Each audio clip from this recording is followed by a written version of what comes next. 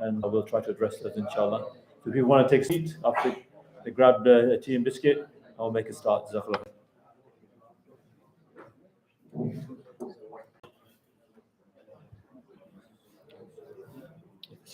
Keep the mic near you, said. Okay, inshallah.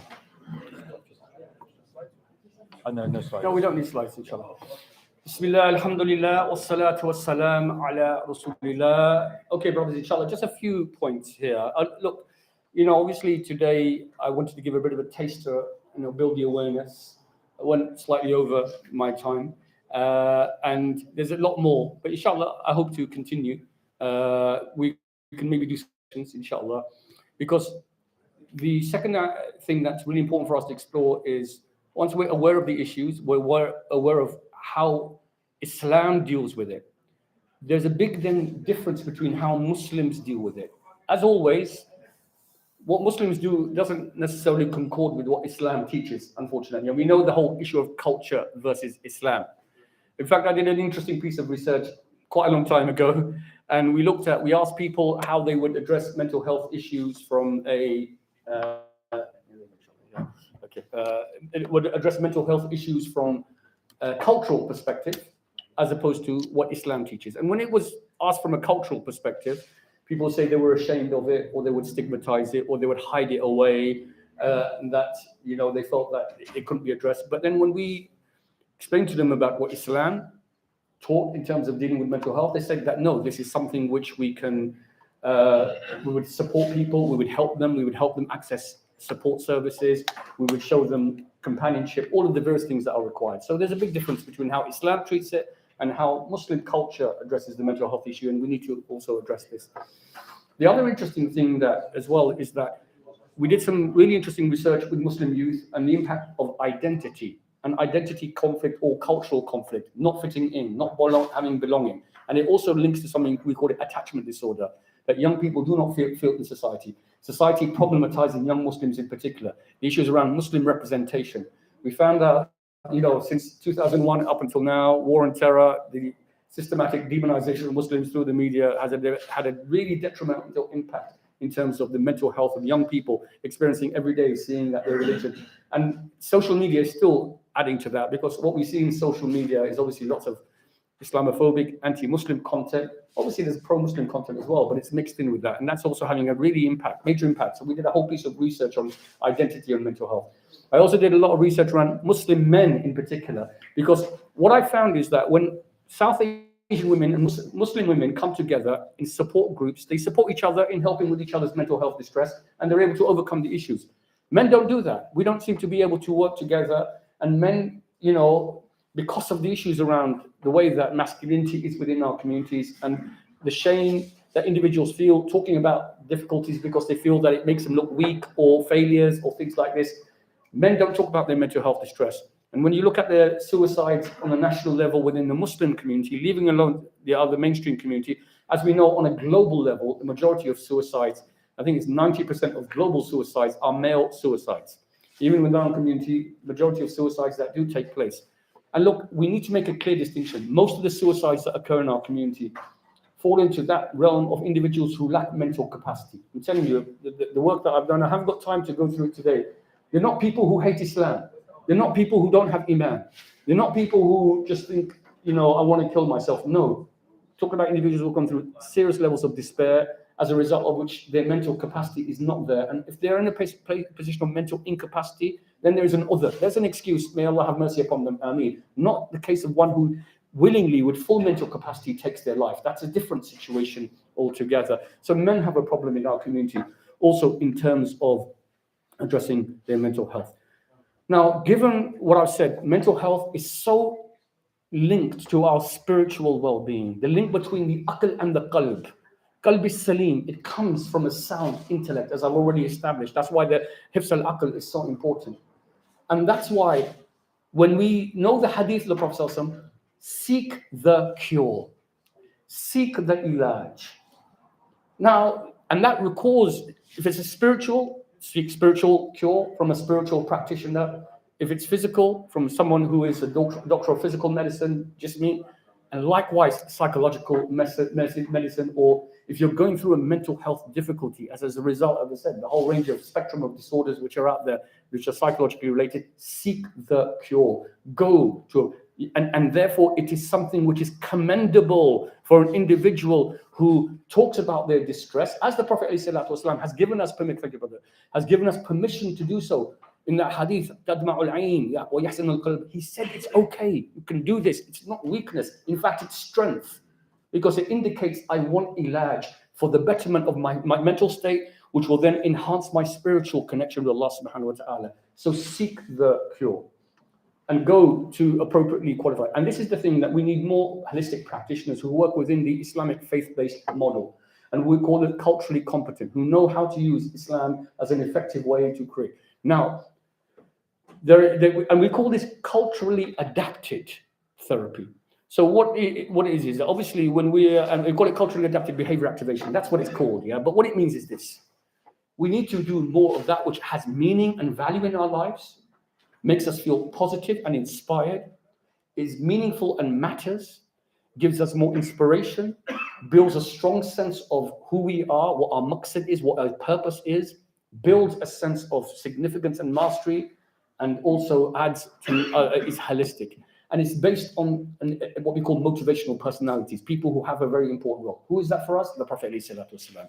By modeling ourselves on his behavior as much as possible, the uswatun hasana for us, the best example for us.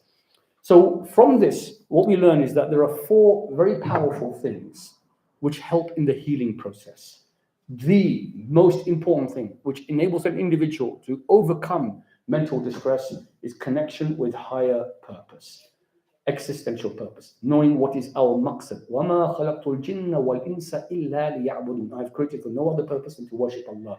And that is the core of reliance upon Allah and hope in the mercy of Allah. وَلَا تَقْنَطُوا مِنْ رَحْمَةِ اللَّهِ. Never despairing of the mercy of Allah, having a deep connection with our Creator. This is, and understand that from that comes my purpose, which is my purpose on this earth. And this is the number one factor I have to say, ultimately. But this is the problem in our community. We just leave it at that. And we don't forget about the other 3 powerful connectors as well. So yes, number 1, connection with Allah subhanahu wa ta'ala, our Creator, in a meaningful way.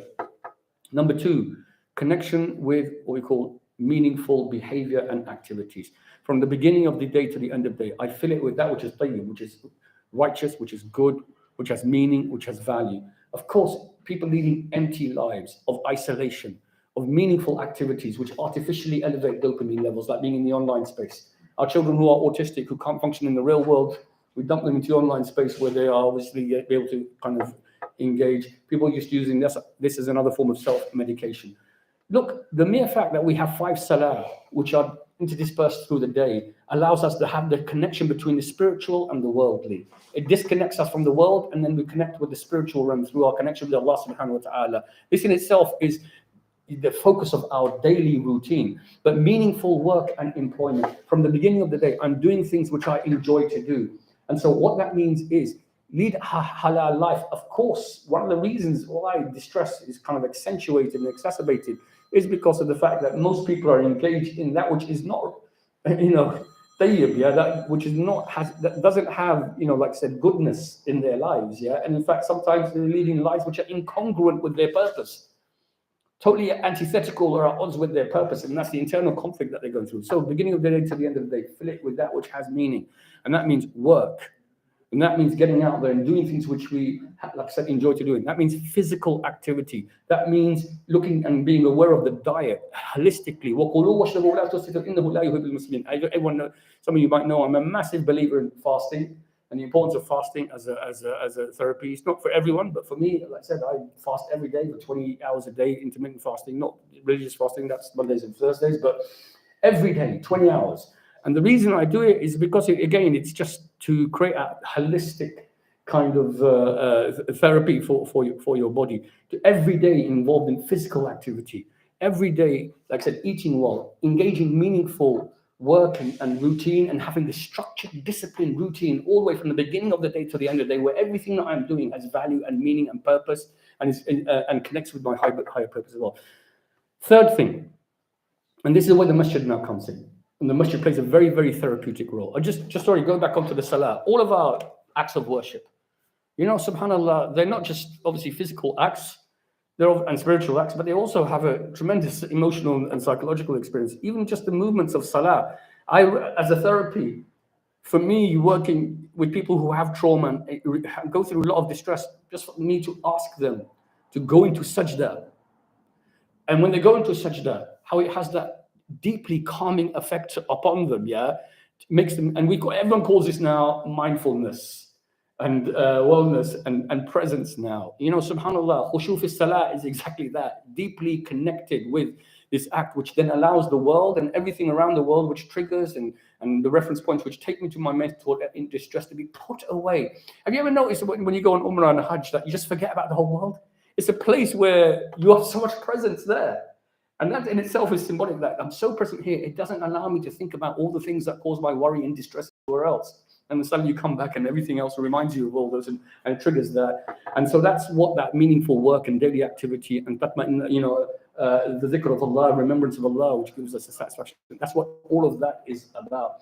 And one of the things that I do, for example, is when people find it difficult to have mindfulness, I get them to listen to recordings of the Quran. And of course, because that again just kind of absorbs them in the listening to the dhikr of Allah, the remembrance of Allah, which then kind of like stops them from this having the reference points which actually activate their negativity, and it causes what we call positive behavior activation. Number 3, and this is the masjid part, positive social connections. Connecting with meaningful people who add value to our lives and elevate our worth and purpose. And that's where ukhuwa, brotherhood and sisterhood, innamal mu'minuna ikhwa, that the believers are one brotherhood. فَأَصْلِحُوا بَيْنَ أَخَوَيْكُمْ وَاتَّقُوا اللَّهَ لَعَلَّكُمْ تُرْحَمُونَ. So if there's any different, reconcile your Muslim brothers and sisters, and so that Allah's mercy is upon you. And this is really one of the most powerful things that emerge within our community. The support that we provide, the love that we provide. You do not believe until you love for your Muslim brother what you love for yourself. Care, support, showing concern for them, genuinely visiting them. Okay, the zakah system is exactly that. The zakah system is established. Those who have wealth, redistribute it to those who are fuqara and masakeen and those who are in need. So it elevates them and it shows our connection and concern with them. The whole system of our welfare is based upon that redistribution and that connection with each other. The masjid, a place not just for worship, but our community hub, which brings us, and too many masajid are just places of worship and nothing else. No, this is the place where we should have counseling and have therapy and trauma work and group therapy work and everything else. You go to all the churches, they run 12-step programs to deal with addiction. We should be, again, providing those services. This is the best place to do this. This is the place where everyone comes 5 times a day. Our elders, our young people should have this deep connection with this place because they see this as a place of healing and a place of sakina and peace and a sanctuary for them away from the pressures of their lives. So positive connection with meaningful people who show genuine concern for one another. Imagine you visit your Muslim brother and sister who are going through mental health difficulty and stress, and you said, and they realize you've only come to visit them because of that love and that concern, how it elevates them, how much it makes them feel. So this is connection with people who care. Don't judge, don't label, don't stigmatize, don't derogate, don't look down, don't call them ismul fusuq, ba'dul iman, bad names after your face, don't denigrate, but elevate the worth. So this is point number 3. Point number 4, which you might find quite strange, is that connection with nature. And you are in a beautiful part of the world. And they found that just going for a 15-minute walk in green and blue spaces, the creation of Allah subhanahu wa ta'ala, immediately elevates naturally serotonin levels. Now you can take SSRIs, which artificially create a sense of well-being, which is, the antidepressants, which basically elevate your serotonin levels. Or you can go for a walk in the countryside and you can just absorb the beauty of nature and be in connection with your fitrah and the natural world around you.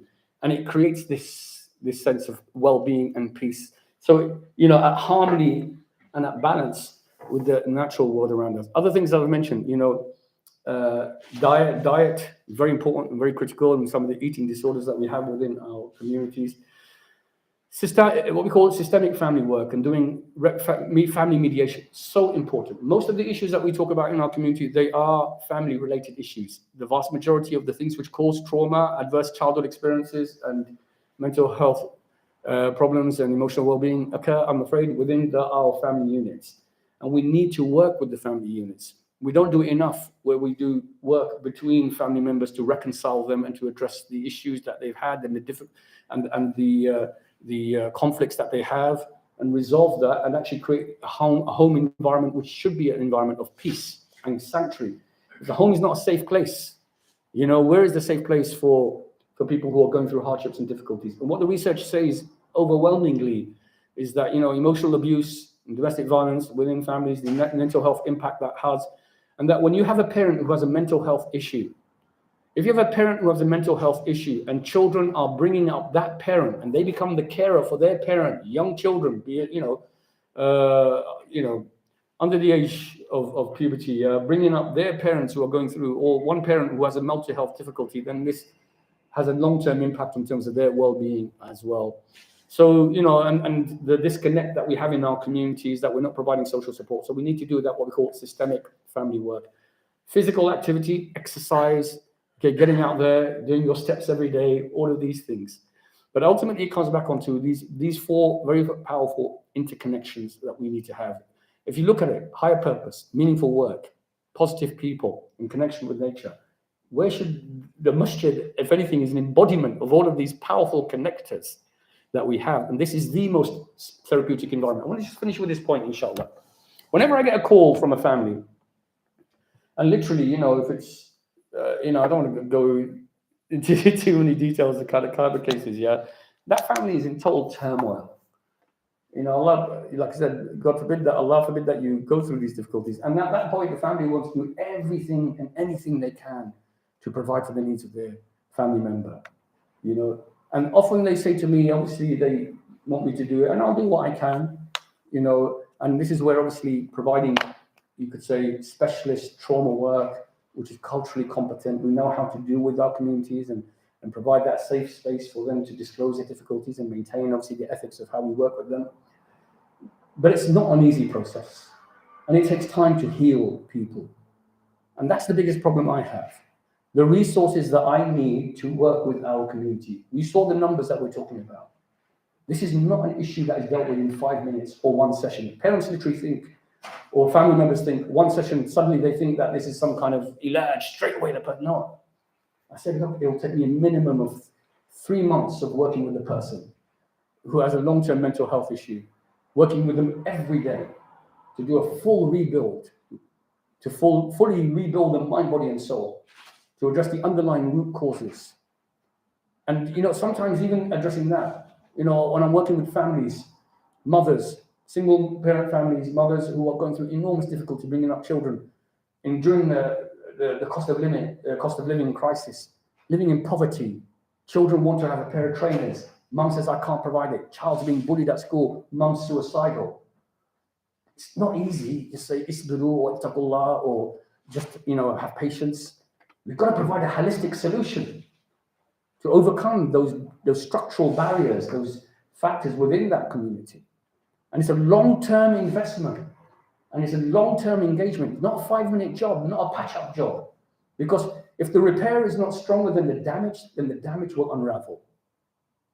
And I'm afraid we're not providing the repair strong enough. After all these years, we have nearly 1,500 masajid in the UK, and people are collecting money from masajids every day and extensions and all this kind of stuff. We do not have a single Muslim residential therapeutic unit to deal with our mental health, not a single one in the country that can provide people 1 week, 2 weeks, 3 weeks intensive treatment within a spiritual Islamic model. We haven't got a single unit like this around the country. And so really, it's again, this is not just about, I hope that we can do the best that we can with the resources that we have, inshallah.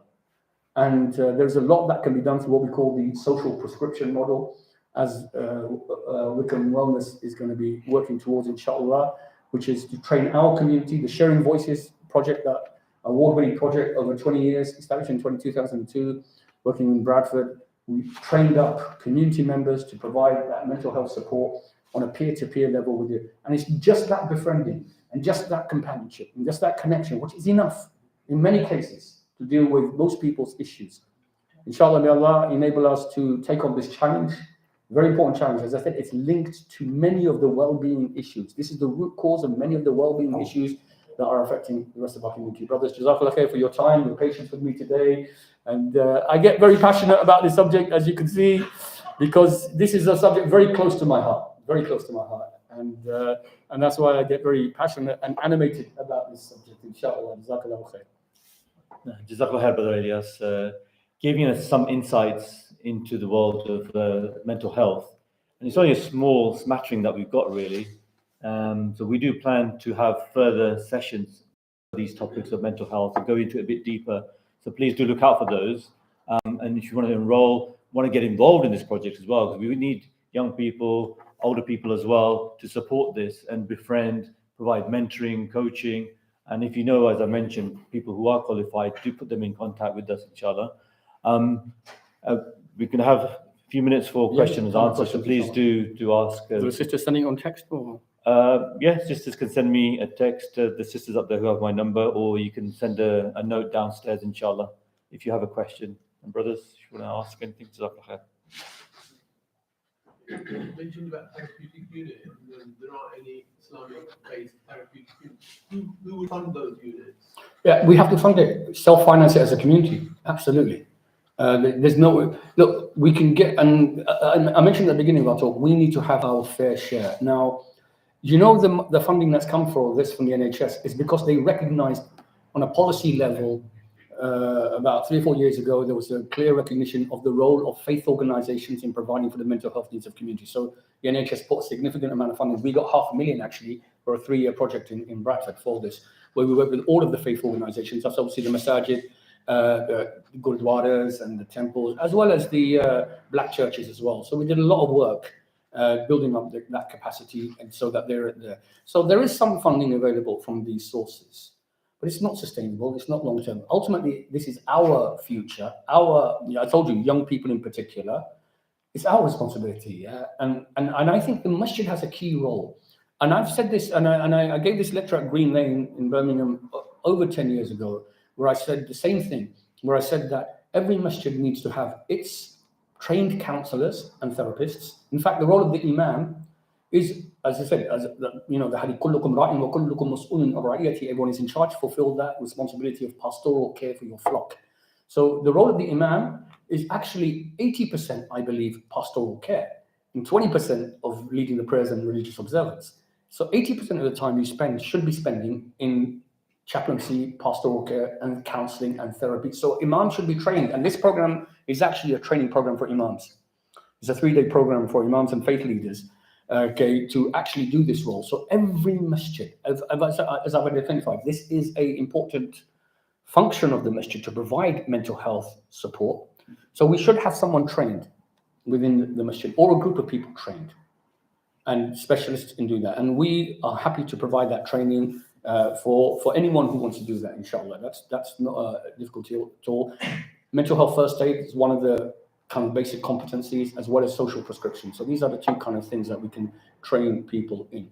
Now, so that's the first thing. And then every masjid then provides X number of hours of counseling and therapy. And I'm guarantee you, if you advertise that you have counselors here who can provide counseling and therapy for, let's say, just young people, you will have a tsunami of referrals. You literally will not be able to deal with the referrals that you get, because the need is so phenomenal out there. People are crying out. And I'm telling you, there are charlatans and there are con men out there who will rip off people to the amount of thousands, when they're in a vulnerable situation, because, people are so desperate. So, yes, we can work towards having some kind of a residential unit, inshallah, at some point. Who knows whether that will happen or not. But, we can create a therapeutic space here as well, with counselors and therapists and people who can provide that basic level of support within the community, inshallah. So that's where we start, inshallah. Is that okay? Yeah. So some people might dismiss talking about their problems and just say, why can't we just be practical and, why can't we just go gym or these kind of things, right? So what would you say to the people who just... Yeah, you can. That's it. And look, the first thing is this, as I said, the reason people don't want to talk about their problems is because it is really difficult. We're talking about difficult stuff that people have embarrassment, shame, and it exposes issues perhaps sometimes within the family. And that's why the number one ethical principle in relation to counseling and therapy, from an Islamic point of view and just a broader ethical point of view, is confidentiality. That we maintain the confidentiality of every single, there is not a single thing that we will do, that in that environment where it's a complete safe space, nothing can be disclosed to anybody else. We have to maintain that amana. This is actually an Islamic amana, responsibility and trust, to maintain the privacy of what someone has said to us. This idea that people say we can't disclose sins and this and that, yeah, that means in a frivolous way in a public. But in this, where the maqsad is for me to want to better myself, to overcome difficulties, then actually this is ibadah. This is an act of worship. So we need to re-educate people around that, especially when it is clearly resulting in dysfunctional behavior. Now, if a person has learned their own ways of self-help and to overcome difficulties, brilliant. Exercise with nature, kind of, remembrance of Allah subhanahu wa ta'ala, things like this. And they are able to do it, brilliant. But if they find that they're using it, but still they have some of then again, they still need to seek the ilaj, still go to people of knowledge, people of experience, people who are specialists in this area, so that you can get the appropriate support. A lot of people, when they go to the mainstream, non-Islamic based kind of therapies, recognize it doesn't work for them. The simple reason is because they don't get them. It's as simple as that. I just want to make, in my report on suicide, and I'll send this report out, inshallah. Please do circulate it. It's one of the first pieces of research that was done in this particular area in the Muslim community. There was a sister whose husband committed suicide. He had long-term mental health issues. At the age of 50, he took his life. She found his body, and he was hanging. And she calls up the paramedics, and she says, they told her, cut him down. It's very difficult. Can you imagine how much distress this is? She couldn't do it. It was just too difficult. She ran into the street, pulled someone in to cut him down. Yeah, and then the paramedics came. And when the paramedic came, the paramedic was Pakistani, and she was petrified. Can you imagine how much trauma and distress she's at that moment? But her biggest fear is this: what will happen when the community find out? That was the biggest fear that she had. And that's why, that's the biggest barrier, I'm afraid. It's a massive barrier that our communities don't want to talk about this stuff because they'll say, oh, everyone will find out. No, we have to reassure people about confidentiality, and that this is a non-judgmental space, and that this is a place of mercy and understanding to help them overcome these issues, and that it's commendable they're doing this because they want to do that. So, really, yes, if people are coping well, alhamdulillah, but the reality is that they're not, okay? And so they need to seek help, inshallah. Yes, brother. I mean, one point is that discipline and the soft life we live in this country, and even the system is very soft with the youth, with even ourselves, with our youth, with our children, because we need to show them more discipline, more respect. I don't know what that point plays part with the mental health issue. Look, it's an interesting point, Jazakallah khair, brother. Look, the Prophet ﷺ, he lost both parents. This is very distressing. Losing one parent as a child is distressing. Losing both parents, so different. But what did they do? Softness, halima. Okay, Abdul Muttalib, and then Abu Talib, yeah? They only gave rahmah and softness. So when someone is going through distress and difficulty, you don't give them, you give them softness. When I work with refugees, they need someone just to hold them and give them some love and mercy, yeah? They've been through enough hardship, okay? I know what you're saying, and I agree. We grew up as youngsters, discipline, hard work, import equals output, working hard, taking responsibility, cleaning up your own mess, doing the chores at home. This is a different issue altogether. I agree totally. People should have structure, discipline, routine. I totally agree with this. But what you're saying about kids, people are too soft. No, softness is good. The Prophet said, Ra'ufur Rahim, Ibrahim alayhi salam, Awwahun Halim. Okay, so this is okay. There's not a problem with this. But in its place, inshallah. Yeah.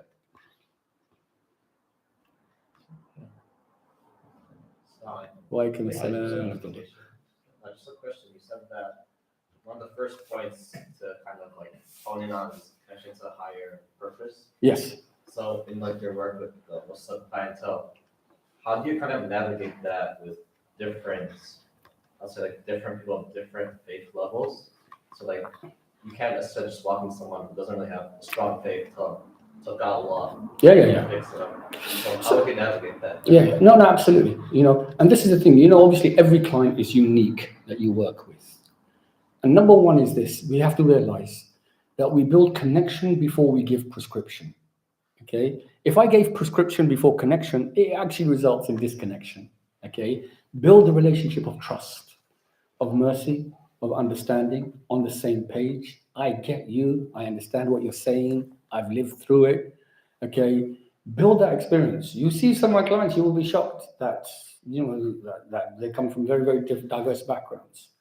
Okay? So we build, first is to build the connection with them, where they feel that the trust is there and that they recognize you are a safe space. You are someone who isn't making them feel worse. And you know why many people don't have that spiritual connection? Because their whole experience of Islam up until that point, or religion up to that point, has been negative. So you have to change the paradigm and not just go on this haram police vibe, yeah? Ittaqullah and isbiru and all these kind of things. You've got to give them a different experience. I told you at the beginning, really, there's also three other things, mercy. As I told you, rahmah, connection, understanding their lived reality, understanding what you're going through. So, part of the reason why it doesn't work is, as I told you, that example of the single mother. You can tell her, oh, just be stronger, work harder. She's doing everything she can. You don't understand. She's working harder than you and I could ever work every day for her kids. But she's finding it difficult. Okay? So understand that. And the third thing is really important. I call it continuity. You see, what we do is we do 5 minutes and then we bungee jump out. We're not there for the long term. Because look, I'm one person, I'm really limited in what I can do. People want you in the long term to be there as a positive influence and a resource in their life. Okay? So the point is this, I'm telling you, when you provide that mercy, that connection, and you're there for them, you care about them, guess what? When you build that, and then you tell them, look, you need to connect with Allah, guess what they'll say? Yes, I realize this. But if I'm telling them, connect with Allah, do this, do that, pray, and the connection isn't there, you're giving a prescription, but it's done without the connection. So build connection always before prescription, inshallah. And inshallah, hopefully this will work. This is exactly the way of the Prophet ﷺ. He became authoritative. People naturally took his authority. He didn't have to force it because of the deep connection that he had with the woman and all the examples that I gave. Yeah, so. And the sisters, anything? No, there was one question about how do they access support. Locally, we're working with the NHS and there is Bucks Talking Therapies. You can self-refer or somebody else can refer people to them. It's a free service and they'll offer support. Also, we're looking to set up some support as well. We're working on that at the moment, inshallah, and hoping in the next couple of months that'll be set up so we can offer face-to-face or online support. There's also Inspirited Minds based in London. They're a Muslim organization who provide mental health support. You can contact them. There's a website, or I can send out a number on the WhatsApp groups as well, inshallah. I don't know if you know of other services. Look, the services that we're talking about, look, on the local services, generally, again, they're within a particular model that just tends not to be culturally competent. So one of the roles we need to play with them is to train them up and also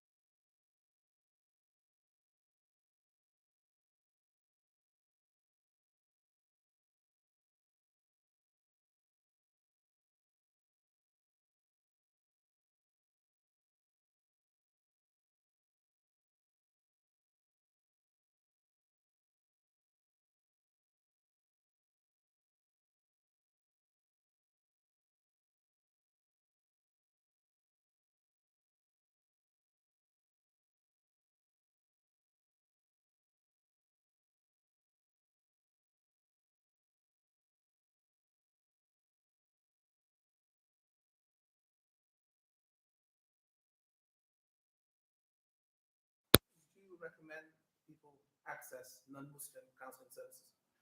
It depends on what kind of counselling. It depends.